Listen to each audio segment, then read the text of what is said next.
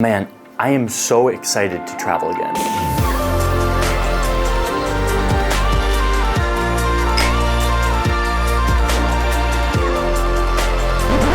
But before I get too excited, I have to come to the realization that travel will never be the same. Let me just put this into perspective really quick. I just read a report that said 121 million jobs in travel will have been lost by the end of COVID-19, meaning 121 million people who worked in travel now don't. And some of those people might get hired back once travel returns, but with that much turnover, travel will be different.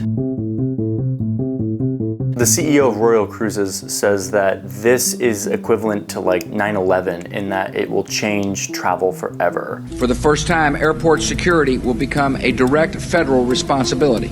Now, I was super young and didn't travel a bunch during 9/11, but even still, I'm aware of some of those major changes, and COVID will be the same. But here's the deal, that's not necessarily a bad thing. In fact, some of these changes might actually be really good. There is a bunch of speculation about what the new travel looks like. I was reading a report about like potentially there being immunity passports where you have to show up to a country and show that you're immune from COVID-19 or you've been vaccinated. That's interesting, and maybe we'll keep following that. But I've come up with a list of the 6 major things that I think will certainly be a part of the new travel and how we can start to think differently about travel to prepare for those things. So here they are. Number 1, there's going to be a new and enduring emphasis on healthy travel. I remember back in like February and March when the borders started to become closed down and flights and everything became this like totally off limits thing. And it just was so clear to everyone in the world that flying truly is what makes a pandemic go around the world. Travel was the culprit for all of the spread of COVID-19. In fact, most of the government policy around what we should do in response was to not travel, to shelter in place, to lock down. Travel is the driving force of something like a pandemic, will stay in people's minds for many years to come. And so what you will see in the future is probably different procedures and etiquette within an airport context where you're really close to a bunch of people. You'll see an emphasis on cleanliness. You'll see an emphasis on mask wearing. You will see an emphasis on temperature checks and health checks. If you travel in Asia, like in Hong Kong or Taiwan, you already see a lot of these things. And I used to go and be like, well, why are they checking my temperature when I come into their country? And now I understand why. And I think the rest of the world will now adopt this. It's because of this that we're actually working on a course around healthy travel and how you can better understand the different health dynamics within a travel context so you can prepare for those. Number 2, there is going to be a renewed focus on domestic travel, on travel in your backyard.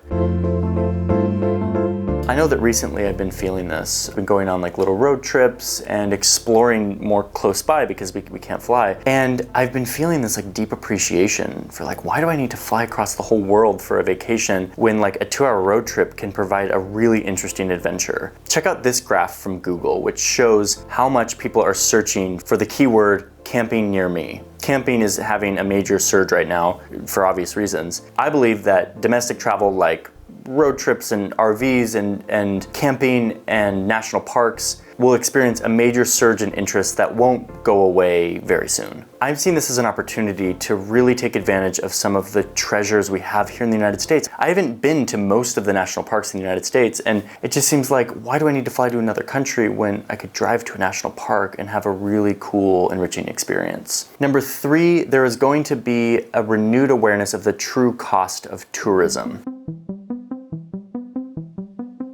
In recent decades, there is this thing called over-tourism, where a really popular place like Amsterdam or Hawaii gets so overrun that it ends up really disturbing and negatively affecting the locals and their way of life. This is a really hard thing to stop because when there's a really popular place, people will just come and suddenly there's businesses and economies that meet the demand, and before you know it, you have over-tourism and you can't really go back. Unless you have a pandemic and the streets of Amsterdam look like this, or the beaches in Hawaii look like this. There's this petition going around amongst tourism boards from different countries and tour operators and resorts and a bunch of different travel-related entities that are signing the petition to say, we will rebuild travel, but we're going to do it differently, and we're not going to do it at the expense of locals. And there are a ton of companies and places and tourism boards who have signed this petition. It is definitely becoming a thing. I don't know exactly what this is going to look like. It may be limited capacity in major museums like the Louvre. It may be limits on the number of hotel beds that a city can have for tourists. It may be a crackdown on Airbnb policy in cities. I don't know, but I know we need to be prepared for it. Let this be a reminder for all of us as travelers that tourism and travel is us walking on to somebody else's turf, their home, where they live, where they have cultural roots, and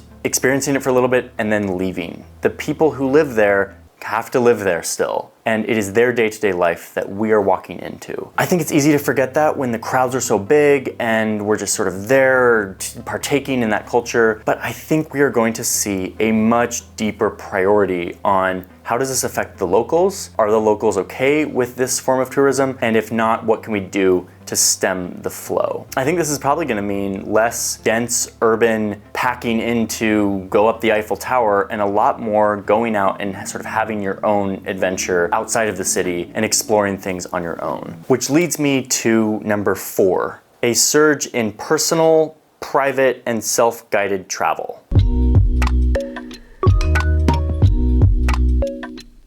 Large, packed crowds are scary to people right now. In fact, lately I've been watching movies where like there's people gathered in a restaurant and they're all super close and I'm like, why aren't they wearing masks?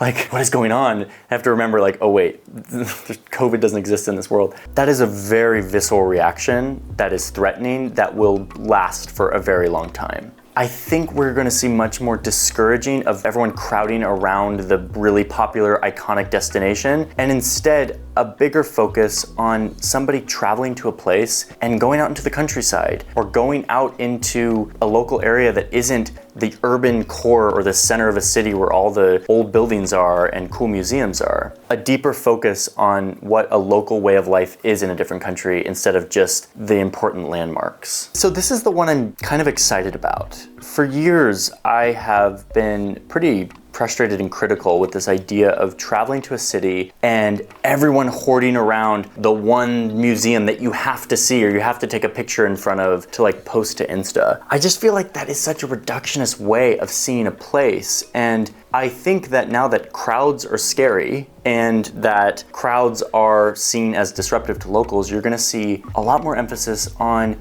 go out into the countryside and experience this country's culture in an authentic way instead of just in a sort of touristic way. This is, in fact, the very reason we started Bright Trip, to say like, instead of having a guidebook tell you exactly where to go or the most popular places, why not empower yourself with knowledge about the story of a place? Be able to go out and experience that place with a more informed point of view. Ramen is a creative dish, a platform for experimentation and innovation. In this course, we teach you everything you need to know about transportation in London. We'll even help you understand some of Cape Town's complex and often controversial history. And so our courses teach you about a place and teach you kind of how to approach the food and how to approach etiquette and things like that, but don't necessarily focus on you have to go to the places where all the crowds are gathering together. And maybe I'm biased because this is the type of travel that I prefer and because Bright Trip exists for this very purpose, but all the stuff I'm reading, all the reports from the travel industry seem to agree that this is going to be a thing, and I guess we'll see.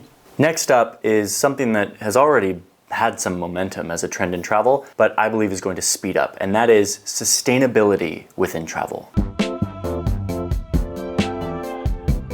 There were some really compelling images that came out during COVID-19. The canals of Venice suddenly crystal clear because there were no tourists and boats muddying the waters.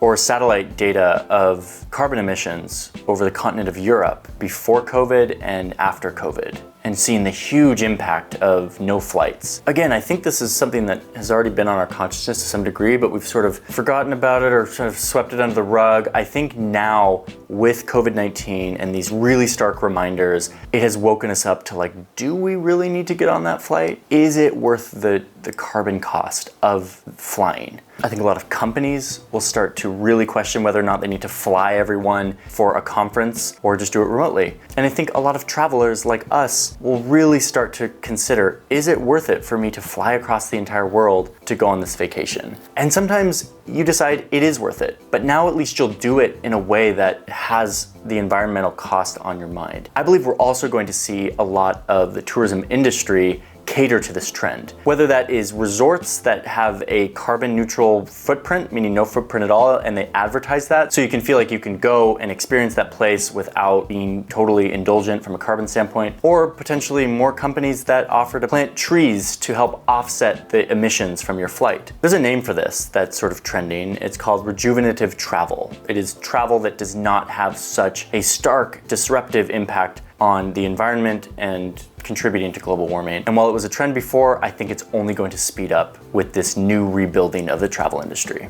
I've been brainstorming for a while on a course about how to sustainably travel. It's kind of a big topic, so I don't really know how to attack it, but I have a feeling that it would be a really useful course, and I think there's a lot there that we just need to dig into, so keep an eye out for that. Finally, I think that a major part of the new travel is going to be slower travel.